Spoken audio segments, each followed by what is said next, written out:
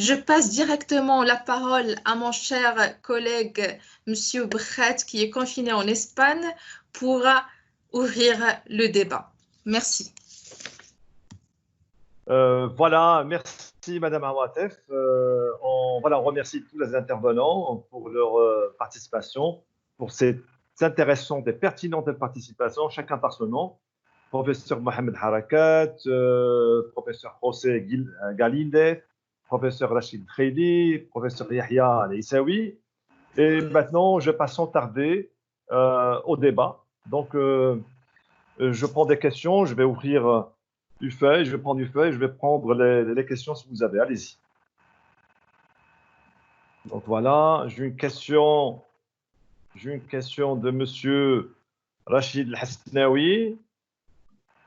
Je vais prendre en premier la question de Monsieur Rachid El-Hasnaoui, à savoir, c'était très intéressant ces interventions. On a pu arriver à un taux de participation.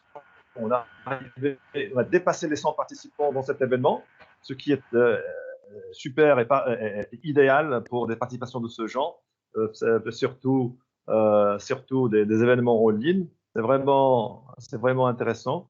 Monsieur Rachid El-Hasnaoui, est-ce que vous êtes là? Oui, je suis là, bonsoir. Oui, bonsoir, vous m'écoutez? Oui, monsieur Hasnaoui. Allez-y. Parfait, merci beaucoup. Vous avez la parole. Merci.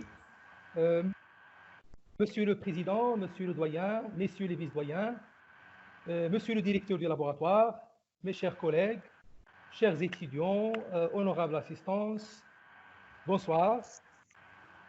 C'est toujours un grand plaisir de faire partie de ce groupe de chercheurs très adorables de la faculté polydisciplinaire. Alors, je disais que je suis très heureux de participer à cette visioconférence et par la même occasion, je ne peux que féliciter les organisateurs. Tout d'abord, félicitations pour le choix des conférenciers. Nous avions assisté tous ensemble à la conférence du grand et talentueux professeur Harakat. Personnellement, je suis ravi par votre apport scientifique et votre excellente analyse du sujet.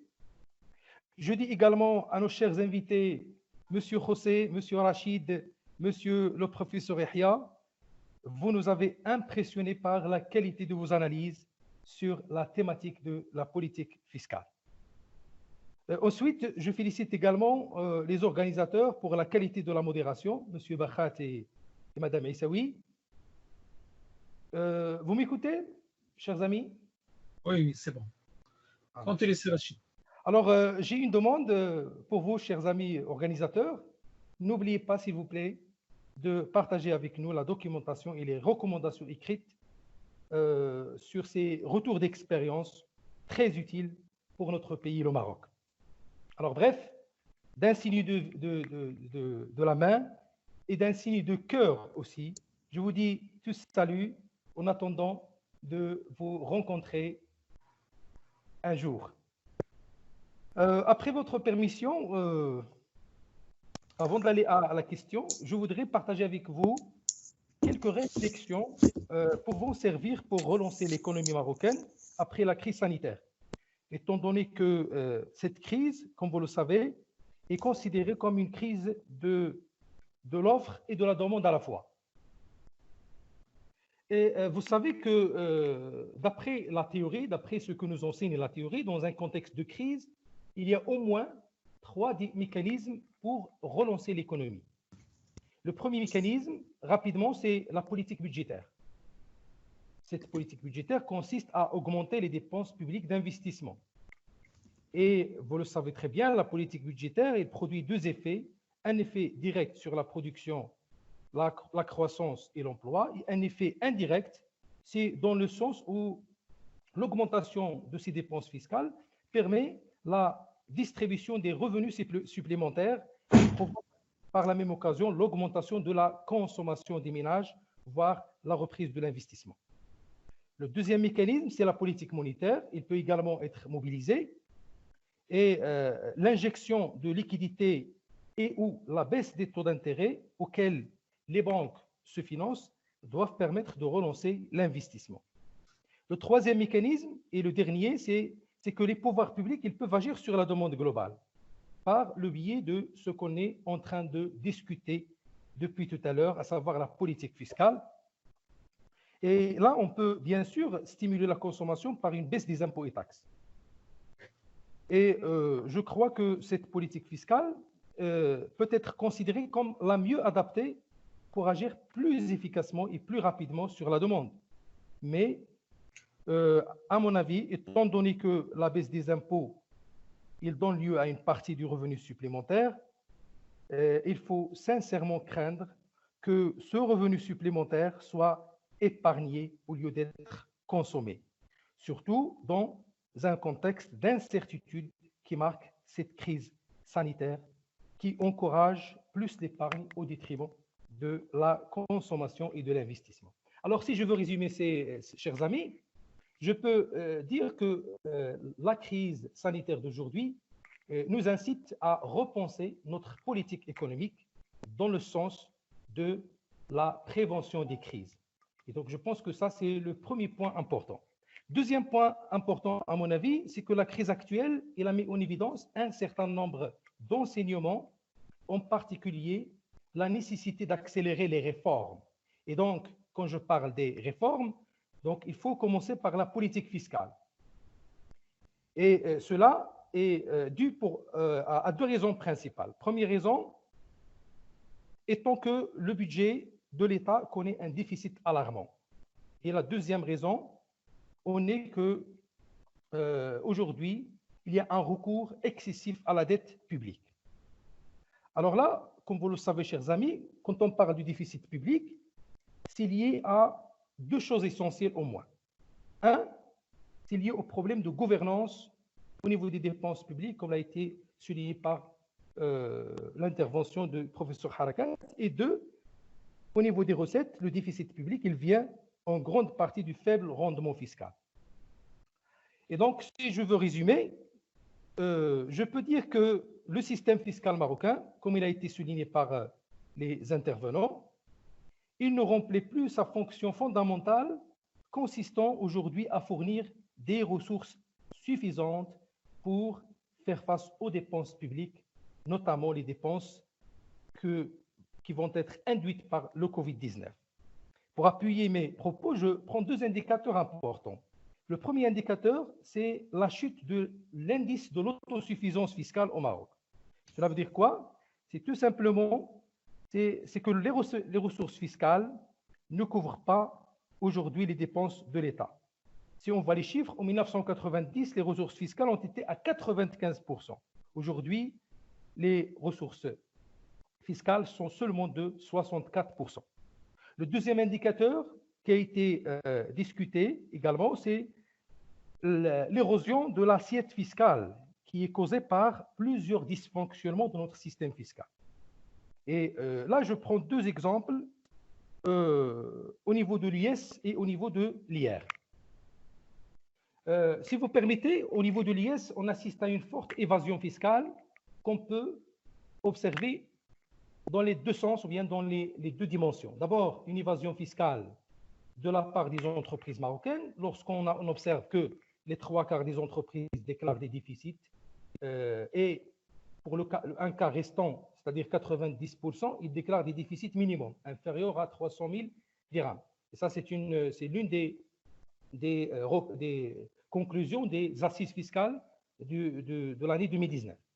Et le plus grave aussi, c'est une évasion fiscale qui vient de l'impôt sur les bénéfices des sociétés multinationales, puisqu'on parle aujourd'hui de l'érosion fiscale et sa relation avec les prix de transfert. Pour le cas de Maroc, comme il a été dit par professeur Yahya, je pense qu'il n'y a pas de données désagrégées qui sont disponibles pour le cas du Maroc, mais je pense que le problème de l'évasion fiscale est frappant. L'OCDE, dans l'un de ses rapports, il a estimé que 3% du PIB des pays membres échappent à l'IS. Et donc, les firmes multinationales se basent sur une panoplie de stratagèmes, de trucs, comme vous dites, pour contourner justement le fisc. Hein, je peux en citer quelques-uns si vous voulez, comme par exemple l'utilisation de l'abandon des créances en tant que forme d'aide intragroupe, des prêts intragroupes réalisés à titre gratuit sans prise en compte des intérêts. Il y a aussi le versement des redevances d'assistance technique excessive sans qu'il y ait un lien avec le service réellement rendu, etc., etc. Au niveau de l'IR, il faut noter aussi une concentration de l'impôt sur les salaires à raison de 49% pour les fonctionnaires du secteur privé et 27% pour le secteur public. Et ce qui est étonnant au niveau de l'IR, c'est que d'autres revenus échappent en grande partie à l'impôt sur le revenu. C'est le cas, par exemple, des revenus agricoles et certains autres revenus professionnels. Voilà quelques pratiques, si vous voulez, utilisées pour échapper à l'impôt. Et tout cela, bien sûr, contribue à l'érosion de la base imposable. Et donc, après votre permission, je vais prendre encore une minute pour poser la question. Voilà, je pense que maintenant, il y a une question qui est très importante, qui a été déjà soulevée par professeur Dreili. Comme vous le savez tous, le Maroc, il vient de signer une convention multilatérale nommée BEPS en anglais. Traduite en français, veut dire Convention de prévention de l'érosion de la base imposable et le transfert de bénéfices. C'est une convention multilatérale, c'est un instrument multilatéral ayant pour objectif de réduire les possibilités de l'évasion fiscale par les entreprises multinationales et actualiser les règles fiscales à l'échelle mondiale. Pour le cas du Maroc, le Maroc est toujours lié par un réseau de conventions fiscales bilatérales. Vous le savez tous, plus une centaine de conventions fiscales de non-double imposition. Et donc, ma question est double.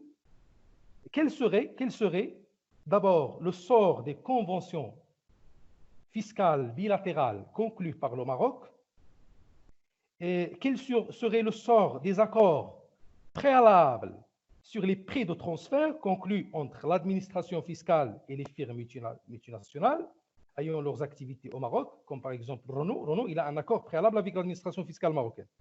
Donc ça, c'est la première question. Et deuxième question, jusqu'à présent, l'instrument multilatéral, il s'applique seulement, comme vous le savez, à 51 conventions fiscales sur un total de 1530 conventions fiscales. Alors, ma question à M. Rachid Dreili, s'il vous plaît, quels sont, à votre avis, les freins qui empêchent d'élargir la convention multilatérale à l'ensemble des conventions fiscales? Donc, la convention fiscale s'applique, la convention fiscale multilatérale s'applique à 51 conventions fiscales sur un total de 1530 à l'échelle mondiale. Donc, je vous remercie beaucoup. Je m'excuse si j'ai pris un peu plus de temps pour présenter ces réflexions et à vous la parole, chers organisateurs et chers modérateurs. Merci. Merci beaucoup. Merci beaucoup, Monsieur Rachid. Je passe directement la parole à Monsieur Dreili pour répondre à la question. Merci beaucoup pour la question. Donc, je vais essayer de répondre. Et donc, je précise en fait que l'instrument multilatéral, je ne sais pas si vous m'entendez là. Oui, oui, oui. Okay, vous entends parfaitement. Oui, oui, oui. En fait, l'instrument multilatéral connu communément par le sigle MLI, donc c'est un instrument qui est prévu par les actions BEPS. Et donc, en fait, comme je l'ai expliqué dans mon exposé, on avait des conventions fiscales internationales qui évitaient les doubles impositions. Et donc, dans le monde, il y a à peu près, on recense plus de 3600 conventions fiscales signées entre l'ensemble des pays en nombre. Et donc, à partir du moment où la communauté internationale a décidé de mettre en place les actions BEPS, Et donc, le but, c'est justement de remplir et de traiter les failles de ces conventions fiscales. S'il faudrait attendre la mise à jour des conventions fiscales, ça peut prendre plus de 100 ans.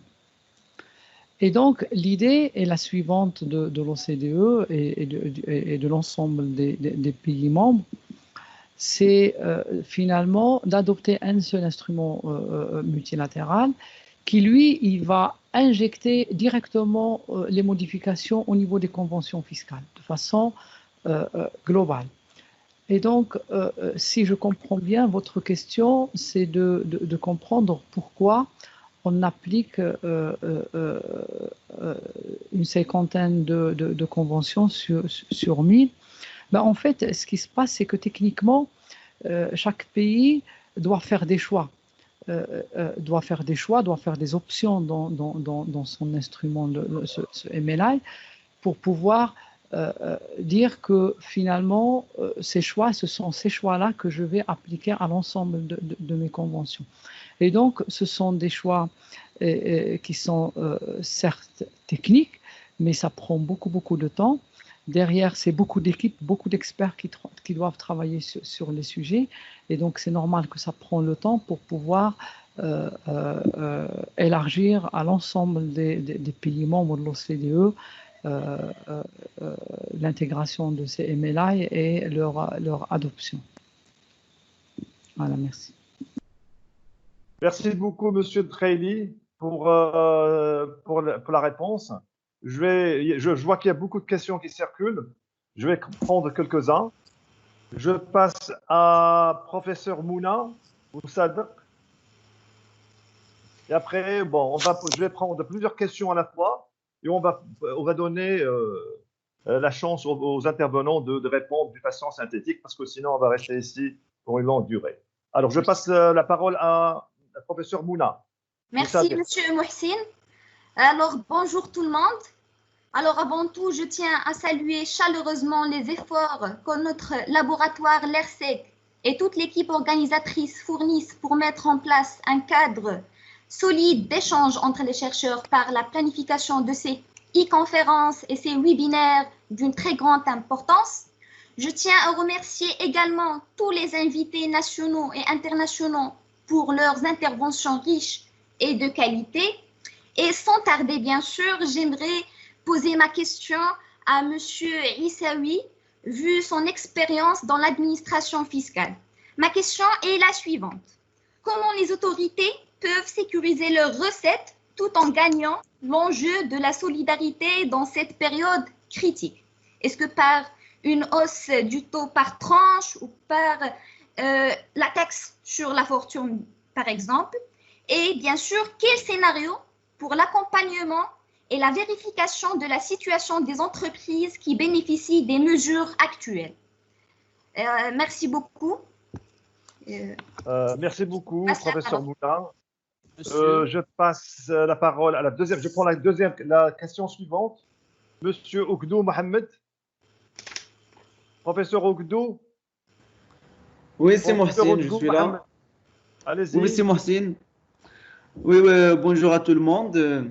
Je remercie infiniment mes chers collègues, c'est Mohsin et Madame Issaoui Watif d'avoir organisé cet événement sur l'importance de la fiscalité et comment atténuer les impacts dévastatrices de la pandémie sur l'économie marocaine. Je remercie également les conférenciers pour leur intervention enrichissante. Alors, comme il a été expliqué, bien sûr, été exposé par les conférenciers, la pandémie Covid a dévoilé des inégalités sociales flagrantes et a mené l'iniquité fiscale pendant longtemps décriée. Et globalement, le système fiscal marocain ne joue pas pleinement son rôle en tant qu'un véritable instrument de justice sociale, de répartition équitable des richesses. Alors, c'est ainsi que nous assistons partout dans le monde au retour en force de l'État-providence. Donc, un État fort qui protège en fait le citoyen sur le plan économique et social. Donc, ce système qui a été remis en cause au début des années 1980 à cause du niveau élevé des prélèvements obligatoires, alors comme vous le savez, qu'elle implique et de son effet néfaste sur l'initiative. À mon sens, en fait, cette pandémie doit conduire à des changements substantiels dans notre politique fiscale, alors qu'il doit être l'une des réponses au questionnement des modèles de développement actuels. Alors, dans ce cadre-là, alors je pose la question, est-ce que vous ne voyez pas que la réforme fiscale doit passer vraiment par un choc fiscal et un effet de surprise fort pour financer les dépenses dans des secteurs sociaux clés, notamment l'éducation et la santé, et aussi de financer la protection et la couverture sociale pour les populations les plus défavorisées. Et merci. Je passe à la question suivante. Le professeur Chtavi Hicham, vous êtes là? Oui, oui, bonjour. Bonjour à tous. Tout d'abord, je tiens… professeur, oui, professeur Hicham. Oui, vous m'entendez, je pense, non? Oui, oui. Oui. Alors, oui, on vous entend. Oui, on vous entend. Merci oui, beaucoup, merci. Merci. Bonjour à tous et à toutes. Je tiens tout d'abord à remercier et féliciter l'équipe organisatrice d'avoir choisi cette très belle thème. Et en même temps, j'en profite pour remercier nos intervenants, dont certes leurs interventions étaient au rendez-vous. Mais juste, je voudrais revenir sur une partie de l'intervention de M. Harakat. M. Harakat, parmi vos recommandations étaient nombreuses, 6 ou 7 comme ça, dont j'ai choisi une. Placer le citoyen. Il y avait quelques coupures, je n'arrive pas à retenir exactement comment vous l'avez exprimé, mais bon, placer le citoyen au cœur du développement économique, stratégique, etc. Ou surtout, pour aller un petit peu plus loin, le considérer comme acteur, voire partie prenante. Et dans ce cadre, je pose une question. Ma question, ou mon questionnement, au fait, c'est que comment vraiment impliquer le citoyen dans la gestion de la chose territoriale? Et surtout, dans le cadre de ce projet, voire grand chantier de la régionalisation, de décentralisation, de déconcentration.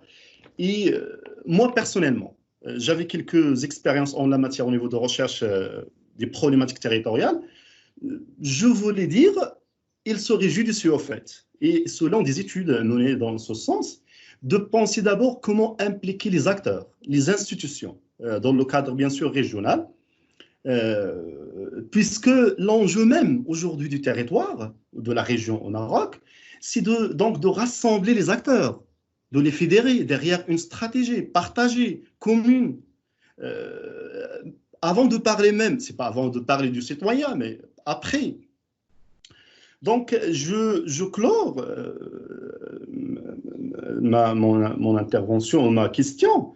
Au niveau des stratégies territoriales, comme vous le savez d'ailleurs, on a le PDR au niveau de la région, puis il y a aussi au niveau de la province, de la commune, etc. Mais au niveau de concertation, d'implication, de coordination entre les différents acteurs, voilà, il n'y a pas de problème là-dessus. Et j'aimerais bien de citer juste une très belle phrase ou citation d'une ex-ministre française, Charles Pasqua. Il n'y a pas, en fait, il n'y a pas un territoire en crise. Il y a seulement des territoires sans projet. Et j'espère que nos régions, nos territoires, essaient de prendre cette décision de tracer, bien sûr, et de penser stratégiquement au développement régional. Et je reviens à la question, est-ce que vraiment on peut et on veut impliquer le citoyen? Merci. Merci beaucoup, Monsieur Hicham. Merci beaucoup. Merci beaucoup. Je passe directement à Monsieur professeur Khalfaoui. Oui, je suis là. Professeur Khalfaoui.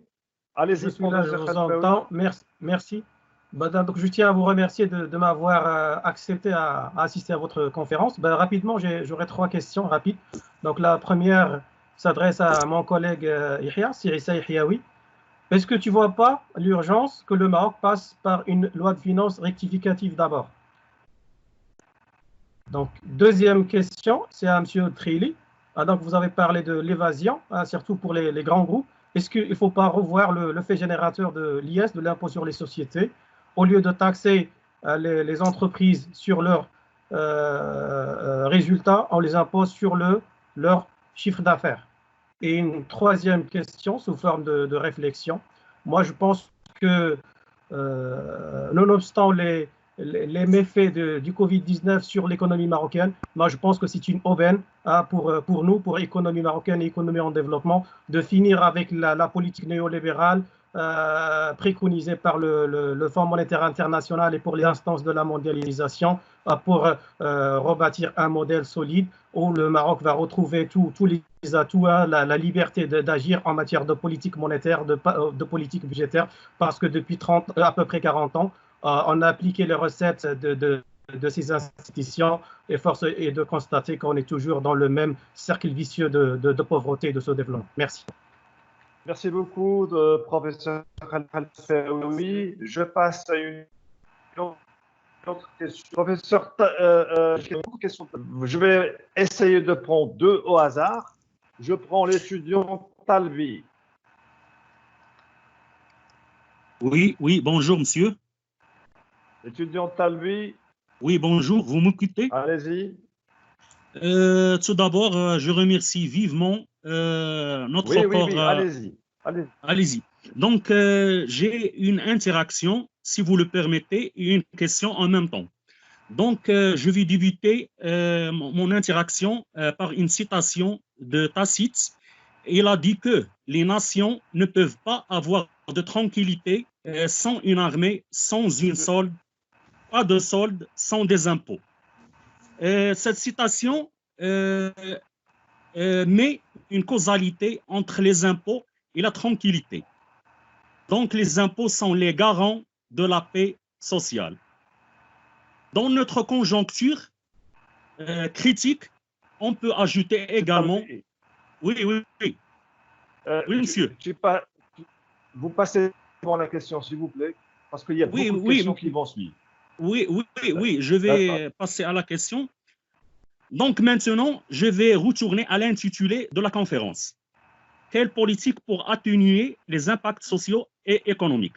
D'emblée, cette thématique présuppose que la réforme fiscale dans notre conjoncture va épauler l'État à affronter les retombées de cette pandémie. Mais merci, cette réforme... monsieur Talvi. Oui. Allez-y. Je vois que la réforme que l'État est en train de faire va nuire aux recettes fiscales.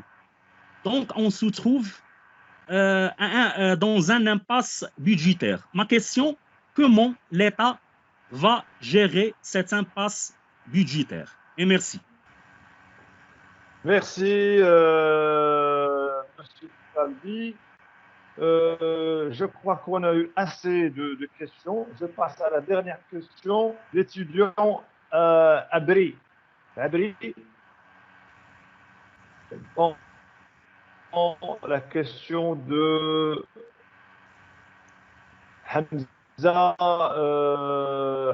Ouhsi. Oui, monsieur, bonjour tout le monde. Bonjour, cher professeur. Sans trop tarder, ma question adresse à monsieur Aïssaoui Yahya. Apparemment, j'ai lu les derniers résultats publiés par l'HCP, le Haut Commissariat du Plan, sur l'enquête en conjoncture sur les effets du Covid-19 sur l'activité des entreprises. J'ai trouvé que, imaginez que 3% des entreprises arrêtent définitivement leur activité et 54% arrêtent leur activité provisoirement. Vraiment des chiffres alarmants qui renseignent sur l'ampleur de l'enjeu fiscal au Maroc. Du coup, d'après vous, monsieur, quelles sont les différentes mesures sociales et fiscales d'accompagnement des entreprises et salariés? Et ma deuxième question, c'est, à part le déploiement de la stratégie nationale de la transformation digitale de la Direction générale des impôts, quelles sont les différentes alternatives qui peuvent réduire l'impact des comportements des différents redevables, à savoir les fraudes et l'évasion? Et merci beaucoup. Merci beaucoup. Maintenant, je passe directement la parole aux intervenants pour les possibilités de réponse. Vous pouvez faire ça, monsieur, de façon synthétique. Vous pouvez répondre de façon diagonale les questions si vous voulez. Allez-y. Je donne la parole à Monsieur Yahya. Parce que là, il y a beaucoup de questions. Monsieur Yahya. Oui. Bon, alors, sur les six questions, donc les 4 questions ont porté sur mon intervention. Donc, je félicite les personnes qui ont posé des questions. Et je voudrais dire que pour les gens qui disent que la recherche et l'enseignement, ça coûte très cher pour notre pays, eh bien, si on continue comme ça, vous allez voir combien sera facturée l'ignorance. Vous voyez maintenant les universités, ils forment des gens de qualité, des professeurs de qualité qui posent des questions pertinentes et qui tous ont le souci donc d'aider et d'être au service de notre pays. Alors les 4 questions, je vais essayer un petit peu de synthétiser. C'est des questions qui ont porté sur les actions BIPS par C. Rachid Hasnaoui, par professeur Mouna qui a posé une question très intéressante sur la sécurité des recettes, C. Khelfaoui qui s'interroge sur la loi de finances rectificative, et puis le dernier intervenant qui a parlé sur les entreprises qui sont en difficulté. Alors, globalement, dans le cadre, si je pense que pour sécuriser les recettes fiscales et essayer de pérenniser un petit peu le développement de notre pays, il faut quand même essayer de tendre vers un système qui est fiscal, qui est économiquement efficace et qui est socialement équitable. Alors, comment on doit tendre vers un système qui permet une plus grande équité fiscale pour les contribuables et une plus grande efficacité sur le plan économique? On ne peut pas continuer à accorder des avantages fiscaux à tort et à travers, à satisfaire les pressions, à satisfaire les intérêts des groupes de pression. Si on continue comme ça, ça veut dire qu'on est en train de dépenser de l'argent pour satisfaire des intérêts catégoriels au détriment des intérêts de la majorité.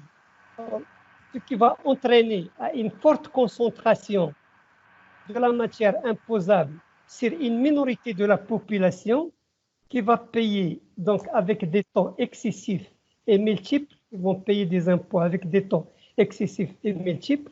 Donc, en principe, on est en train de tendre vers un système caractérisé par une mauvaise répartition de la charge fiscale.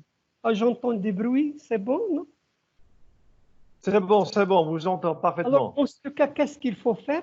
Il y a donc un potentiel fiscal qui existe et qu'il faut le valoriser et le mobiliser pour financer le développement économique. Ce potentiel fiscal, on le trouve d'abord dans les secteurs qui sont jusqu'à présent non encore fiscalisés. Donc, j'ai déjà parlé du secteur informel qui ne paye pas d'impôts. Je parle également du secteur de le commerce électronique qui échappe à la fiscalisation. Donc, en principe, il y a des secteurs d'activité qui ne payent pas d'impôts, qui doivent passer à la caisse et qui doivent contribuer. Ça, d'une part. D'autre part, pour la taxation, je ne parle pas de la taxation des fortunes. Parce que la taxation des fortunes, ils sont déjà taxés, ils sont déjà payés. Je parle de la taxation des patrimoines non productifs, les patrimoines non générateurs de richesse. C'est le cas des terrains non bâtis. Les terrains non bâtis, les gens généralement, ces terrains non bâtis sont effectués pour des raisons spéculatives, pour des raisons donc de la spéculation. Donc il faut contrecarrer ce phénomène de spéculation par la taxation pour forcer les gens à mobiliser dans les circuits productifs ces terrains, les utiliser dans les circuits productifs. Donc en principe, on taxe là où il y a donc en principe un problème d'assiette qui n'est pas productif de richesse. Le deuxième point, c'est celui qui a été posé par le professeur Khelfaoui, qui consiste à ce qu'on ne peut pas aller vers une loi de finances rectificative. Je suis tout à fait d'accord avec le professeur Khelfaoui. Une loi de finances rectificative, pour moi, elle est nécessaire parce que les éléments sur lesquels on a établi les prévisions fiscales sont des éléments qui sont revus en baisse. On a établi les prévisions fiscales sur la consommation globale, on constate la contraction actuelle de la demande globale. On les a établis à un cadre macroéconomique bien déterminé. Vous voyez maintenant le cadre, le déséquilibre au niveau du cadre macroéconomique. Et en même temps, on a établi les prévisions sur le taux de croissance du produit intérieur brut. Les analyses de la Banque centrale, du Centre de conjoncture économique, tous tendent vers une révision de taux de croissance. Donc, les éléments sur lesquels on a établi les prévisions fiscales sont totalement changés, ce qui nécessite obligatoirement une loi de finances rectificative, non seulement pour les recettes fiscales, mais aussi pour la rationalisation des dépenses publiques. Parce qu'il y a des dépenses publiques qu'il faut les changer vers d'autres dépenses qui sont beaucoup plus intéressantes, qui sont beaucoup plus importantes. Donc, pour moi, je suis tout à fait d'accord avec Khelfaoui pour une loi de finances rectificative fin début de juillet, fin mois juin. La dernière question, il porte sur les entreprises qui sont actuellement en difficulté. Alors, comme vous savez, les entreprises qui sont en difficulté, c'est suite le marasme induit par la crise sanitaire. En principe, le confinement, il a imposé pour certains secteurs d'activité d'arrêter donc l'exercice de leurs activités automatiquement avec un arrêt prolongé, donc il y aurait des cessations d'activité. Par contre, il y a certaines activités, telles que les activités dans l'habillement, l'alimentation, le commerce, le médical, qui se sont développées. Alors, ce qu'il faut, c'est que ces secteurs d'activité, et on le constate, il y a maintenant des politiques pour les relancer, pour les aider à surmonter cette situation de crise. Il faut les aider à surmonter cette situation de crise. Et je pense que jusqu'à présent, je pense que jusqu'à présent, ces entreprises, elles subissent l'effet de la crise sanitaire, elles subissent l'effet de l'impact de nos partenaires commerciaux étrangers et d'autres effets de la sécheresse. Donc, c'est des effets combinés qui ne peuvent être résolus que dans une politique de relance financée par, bien sûr, par les recettes fiscales. Donc, alors, ce qu'il faut, c'est essayer un petit peu de définir le paysage d'une politique économique qui va relancer certaines activités, notamment, je pense, à l'économie numérique, d'autres activités de substitution. Et vous voyez qu'au Maroc, actuellement, non seulement il arrive à subvenir à ses besoins en production des masques de protection et des respirateurs artificiels, mais en plus, il les supporte. Donc, il faut quand même trouver certains secteurs d'activité qu'il faut les relancer à travers des incitations fiscales ou à travers des subventions carrément. Donc, là, il y a des secteurs qu'il faut les subventionner. Par contre, d'autres secteurs, certainement, ils vont disparaître, que ce soit avec la crise Covid-19 ou par la suite, sous l'effet de développement de la nouvelle technologie d'information et de télécommunication. Reste le dernier point, c'est le point des actions, c'est les actions BUPS. Je pense, en prolongement de l'analyse de M. Rachid Khili, je pense que les conventions fiscales internationales, l'objectif, c'est essayer de répartir le droit d'imposition entre le pays d'accueil et le pays d'origine. Donc, c'est une répartition, c'est éviter la double imposition. Les actions BUPS, à ma connaissance, ils s'inscrivent beaucoup plus dans la double non-imposition. Ça veut dire les entreprises qui veulent profiter doublement pour ne pas être imposées. Donc, il est beaucoup plus orienté vers les paradis fiscaux, vers l'évasion fiscale, etc. Donc, les actions de BIPS, c'est beaucoup plus éviter la non-double imposition. Donc, il y a une double non-imposition qu'il faut éviter à travers ces actions BIPS. Le dernier point, il consiste donc la démarche, comment l'administration fiscale peut gérer le système fiscal avec une bonne gouvernance. Alors là, je dirais que l'administration fiscale, il doit changer de logiciel de pensée. Il doit changer ses méthodes en utilisant l'idéologie et la démagogie à la place d'une véritable approche méthodologie fiscale.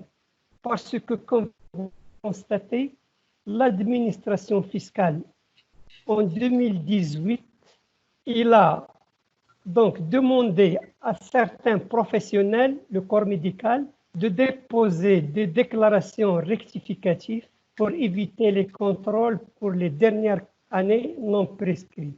Ça, c'est des pratiques en dehors de la loi. Donc, il faut que l'administration change de logiciel. Si on demande à des gens de déposer des déclarations rectificatives sous prétexte qu'ils ne seront pas contrôlés, donc ça, c'est des pratiques qui relèvent de la démagogie, qui relèvent de l'idéologie et non pas de la méthodologie. En 2019, fin 2019, il avait la même chose avec les promoteurs immobiliers en payant un montant sur le chiffre d'affaires. Alors, si on continue comme ça, ça veut dire que l'administration, il démissionne de son rôle de contrôle fiscal. C'est une administration qui demande de la charité au lieu de faire du contrôle fiscal qui lui est dévolé par la loi. Et sur ce point, je vous remercie. Merci beaucoup, Monsieur Yahya, pour ces éclaircissements. C'est vrai qu'il y a beaucoup de questions. Nous avons une liste des questions sur les étudiants, sur la liste des étudiants des participants qui me passent des messages via Teams. Je passe sans tarder la parole à Monsieur Traili et j'espère avec ces éclaircissements, il va pouvoir éclaircir les questions qui sont listées, que je vois qui sont un petit peu redondantes. Allez-y, Monsieur Traili. Oui, merci beaucoup. Donc, je remercie l'auditeur qui a posé la question concernant l'histoire du fait générateur. Est-ce que, donc si je me rappelle bien, est-ce qu'on peut imposer ces entreprises plutôt sur le chiffre d'affaires, puisque lui, il est connu, au lieu d'aller chercher à déterminer de façon assez complexe et très difficile leur profit. Donc, ma première réponse, c'est qu'il existe déjà pas mal de taxes sur le chiffre d'affaires, notamment il y a la TVA. Il y a dans beaucoup d'autres pays des taxes qui sont assises sur le chiffre d'affaires, mais elles ne représentent pas vraiment un véritable impact. Ça, c'est ma première remarque immédiate. Deux, il faudrait d'abord se poser la question, qu'est-ce qu'on attend? Est-ce qu'on veut avoir des entreprises qui sont créatrices de valeur ajoutée, créatrices de valeur, dans le temps où on veut juste des gens à qui on va faire payer juste une taxe, mais sans aucune durabilité. Et donc, le but, c'est la fiscalité, de mon point de vue, elle doit être utilisée, certes, comme un moyen pour réguler la richesse et réduire les inégalités, mais avant tout, elle doit quand même être un facteur pour pouvoir encourager la création de valeur. C'est après coup que l'impôt il vient. L'impôt, il vient taxer la création de valeur. Mais il n'est pas là pour réduire la valeur. Sinon, aucune entreprise ne va être viable. Aucune entreprise ne pourrait subsister. Du coup, je ne pense pas que c'est une bonne chose, sachant qu'on utilise déjà des chiffres d'affaires, beaucoup de législation fiscale, beaucoup de systèmes fiscaux utilisent le chiffre d'affaires pour faire des benchmarks, pour faire des répartitions de droits d'imposer, pour faire des simulations, mais on peut pas, ou de pricing, mais on peut pas utiliser, on peut pas directement remplacer le chiffre d'affaires par le profit. Voilà. Merci. Merci, Monsieur Traili, pour ces réponses. qui sont concises. Je passe directement la parole à Monsieur Harakat. Monsieur Harakat, vous avez la parole. Merci beaucoup, Monsieur le Président. Vous m'écoutez, Monsieur le Président? Oui, oui, parfaitement, parfaitement. Merci beaucoup. Je remercie mon collègue, c'est Monsieur Dou, qui a posé une question que je considère centrale, à savoir le citoyen.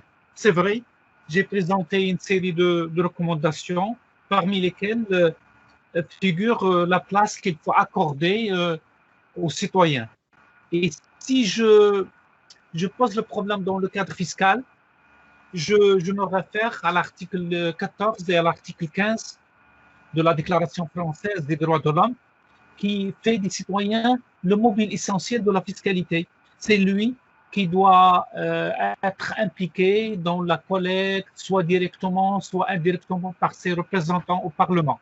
C'est-à-dire que la fiscalité est liée au Parlement et à la représentativité politique, la représentativité civile, et on ne peut pas parler de fiscalité sans avoir un citoyen qui est impliqué dans le contrôle fiscal, dans le contrôle de l'utilisation de cette fiscalité. Parce que c'est lui qui fait des sacrifices, soit sous forme d'impôts directs ou indirects, et il fait des sacrifices, donc il a le droit de demander des comptes aux responsables, aux élus locaux ou bien au niveau national. Et c'est pour cela, d'ailleurs, la même chose c'est demandé c'est mentionné dans les déclarations des Nations Unies, de la Charte des Nations Unies, que les citoyens doivent disposer d'un niveau d'instruction, d'avoir accès aux services de la santé, parce qu'on est en train de parler de la santé. Et dommage, ces souhaits, ces imperfections ne sont pas toujours mises en œuvre sur le plan pratique. Et le collègue, il se demande comment impliquer les citoyens dans les stratégies de développement. D'abord, il faut avoir des élites et des élus locaux qui sont responsables parce qu'on entend des scandales financiers ici et là au niveau des élus qui gaspillent beaucoup d'argent dans les fêtes, dans les fêtes, et ça crée de la méfiance de la part des citoyens vis-à-vis de ces élus, de ces représentants, de ces responsables. Et c'est pour cela que je considère qu'il y a un surplus, comme disait le professeur Habib El-Malki, il disait que toujours il y a un surplus à investir dans le développement. D'ailleurs, il a écrit un ouvrage sur le surplus, c'est-à-dire lorsqu'il existe des gaspillages ici et là, cela veut dire qu'il y a un surplus qui doit être orienté vers l'investissement ou vers les services publics. Donc, la condition fondamentale pour impliquer le citoyen, c'est d'abord de créer un climat de confiance. Un climat de confiance entre le citoyen, l'administration fiscale, l'administration d'une manière générale, les élus locaux et en même temps le Parlement. C'est-à-dire que le citoyen, si jamais il trouve des représentants, des gens qui peuvent le mobiliser, parce que c'est une question de mobilisation et de confiance. Lorsqu'on trouve des élus et des représentants au niveau national et de l'administration qui arrivent à mobiliser le citoyen, c'est sûr qu'il a beaucoup d'idées, qu'il peut concevoir des projets de développement, qu'il peut donner des idées, qu'il peut participer au projet de développement. Et d'ailleurs, notre collègue il a raison lorsqu'il a parlé de stratégie territoriale. Et en même temps, il faut avoir, c'est normal, si on n'a pas des élus qui sont instruits, qui ont des idées. Il a parlé, il a dit, il n'y a pas de territoire sans projet. C'est-à-dire qu'il faut avoir des projets maintenant avec cette pandémie et coronavirus. On a besoin des gens qui donnent de l'exemple au niveau du montage des projets, parce qu'on a besoin de l'éducation, de l'enseignement, etc. Et excusez-moi, Monsieur le Président, moi j'ai une chose pour l'université, parce que nous sommes des chercheurs et des universitaires. C'est-à-dire quelle approche mes collègues, moi j'ai appris beaucoup de choses de mes collègues, Et d'ailleurs, lorsque j'ai voulu parler des citoyens, je me souviens ce qu'a dit mon collègue lorsqu'il a parlé du pasteur. C'est-à-dire il faut prendre en considération les citoyens au niveau de la rationalité des dépenses, au niveau de l'orientation des recettes au service de développement. Je termine par une que je n'ai pas pu développer dans ma communication, c'est notre système de formation. C'est ce que peut apporter les sciences économiques et l'économie politique au développement d'une nouvelle approche de montage, de réflexion au niveau des projets de développement. C'est-à-dire que moi, je défends une réflexion de crisologie. C'est-à-dire on est dans une période de crise et cette approche de crise doit développer de nouvelles idées. C'est-à-dire que nos jeunes, nos doctorants, nos étudiants doivent adapter leurs recherches de doctorat, de master, de projet dans une nouvelle réflexion. Parce que maintenant, il y a une rupture. Il y a avant coronavirus et après, ce qu'on appelle le post-coronavirus, l'ère du coronavirus. C'est-à-dire qu'il faut développer une nouvelle approche critique qui apporte des idées nouvelles, d'où l'importance de nouvelles thèses. Je considère qu'il faut développer chez nos jeunes des projets de recherche qui seront au service de cette problématique. Surtout que maintenant, tous les problèmes deviennent internationaux. On a besoin de développement chez nos étudiants et à l'université des projets géostratégiques, parce qu'il y a un manque là-dedans. Moi, je viens de lire il y a 2 jours que le bureau de l'Organisation mondiale de la santé était expulsé de Burundi, de l'Afrique, parce que les critères qui ont été avancés par l'Organisation mondiale de la santé, ils disaient qu'il faut pratiquer le confinement au Burundi, alors que les citoyens du Burundi et la population du Burundi, ils disent on n'a pas les mêmes structures, on n'a qu'un seul mort. Un seul mort, on ne peut pas appliquer les 6 critères de l'Organisation mondiale de la santé. Pourquoi? Parce que pour l'Organisation mondiale de la santé, il faut appliquer la vaccination pour tout le monde. C'est une question d'argent, de vente des produits, etc. Alors qu'en Afrique, ce n'est pas les mêmes structures qu'en Europe. Pour vous dire qu'on a besoin de développer une nouvelle réflexion en gouvernance mondiale et en démocratique. Je termine que l'implication des citoyens nécessite l'application d'une démocratie réelle.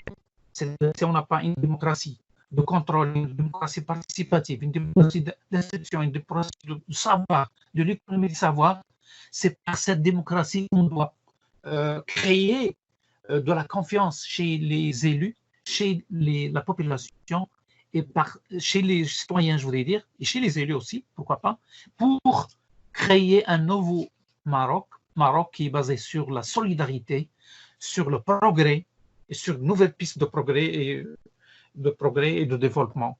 Pourquoi? Parce que, comme je l'ai dit, d'ailleurs, mon collègue, peut-être qu'il ne m'a pas écouté, il y avait des copains, parce que ça faut jeter cette mentalité de subvention, de solution à l'étranger.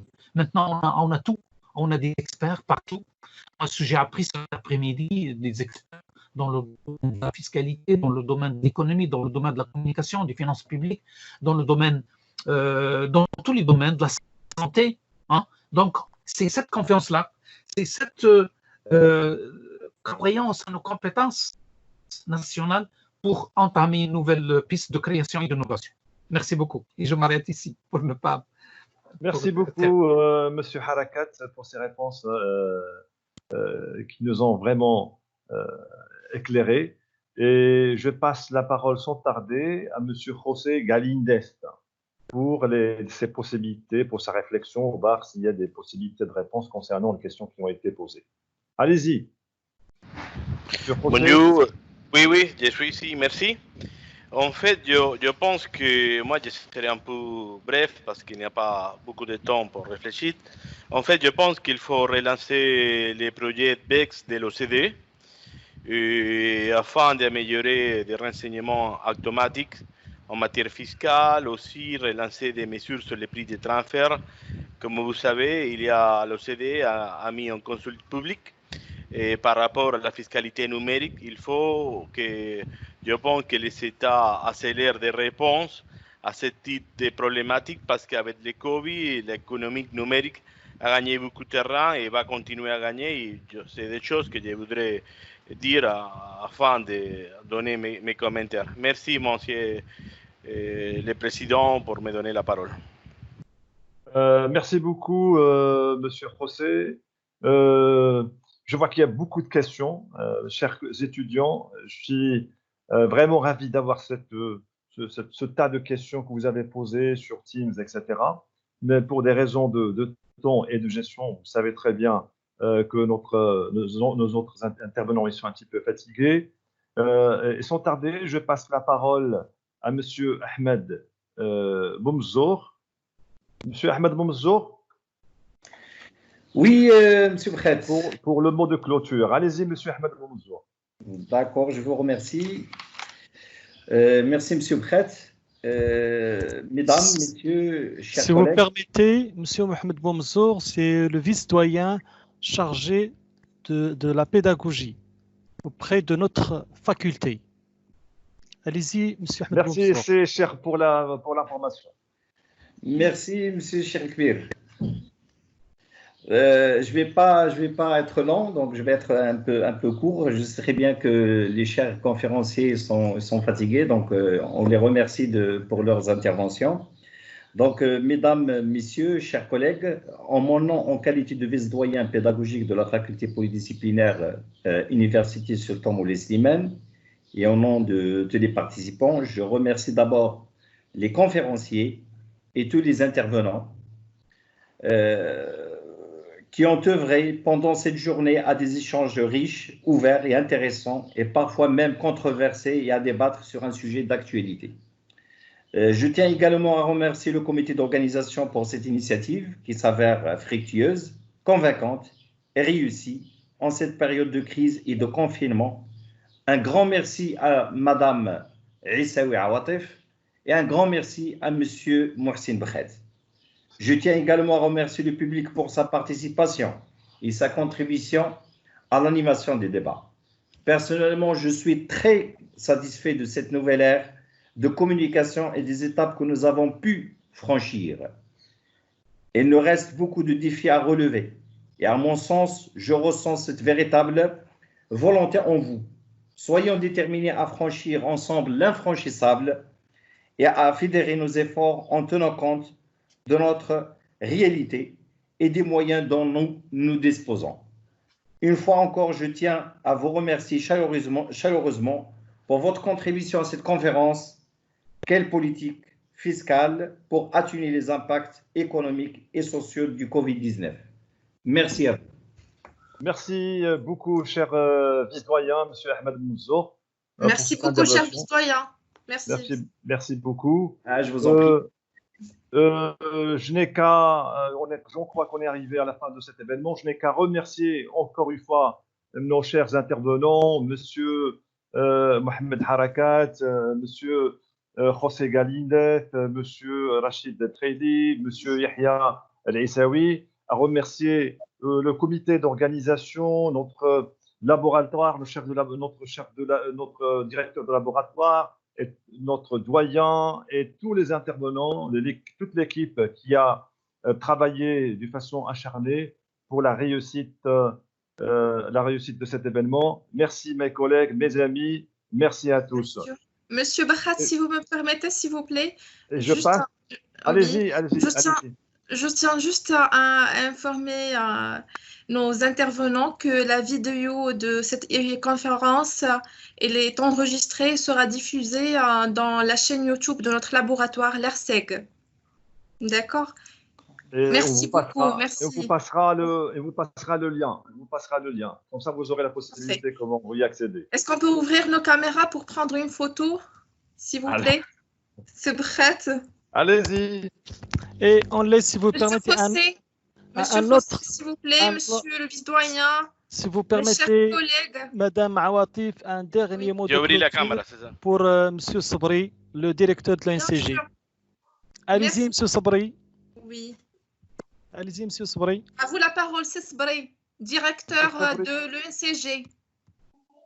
Oui, bonjour mes chers collègues, chers conférenciers, Monsieur le Président, Monsieur le Doyen, Monsieur le Vice-Doyen, chère audience, c'est un honneur pour nous d'avoir ces enseignants, ces professionnels, ces compétences éminentes dans le domaine de la fiscalité, dans le domaine de la finance.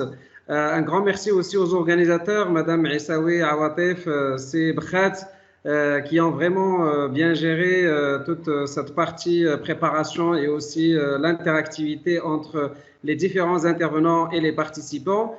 C'est Harakat que nous avons le plaisir de rencontrer et d'accueillir au sein de notre université. Très content de vous revoir. Et bien évidemment, ce n'est pas une dernière. Donc là, on le fait à distance. Malheureusement, je n'ai pas pu vous inviter pour un ftour ou pour la rupture du jeûne. Mais bon, peut-être on le fera, Inch'Allah, quand l'occasion se présentera. Donc, il y a beaucoup de choses à dire sur ce volet fiscalité, finance. Vous avez démystifié les différents axes. Bravo et félicitations. Et merci pour toutes les informations riches que vous nous avez bien évidemment livrées. Un grand merci aussi à toutes les composantes de la faculté pluridisciplinaire et de l'université Sultan Moulay Slimane qui œuvrent pour le bon fonctionnement, pour l'accompagnement des enseignants-chercheurs dans les initiatives d'organisation de ce genre d'événements scientifiques, dans la pédagogie aussi, dans l'enseignement. Donc, c'est pour ça que je me suis dit, je ne vais pas quand même rater ce moment pour vous livrer ces remerciements et vous jeter un peu les fleurs par rapport au succès que vous avez réalisé. Et je vous souhaite une bonne... alors, je ne sais pas si le déconfinement va tarder ou va être dans les délais au rendez-vous, mais en tout cas, entre la fiscalité, la défiscalisation ou le déconfinement, on va trouver les mots nécessaires quand on se rencontrera, Inch'Allah.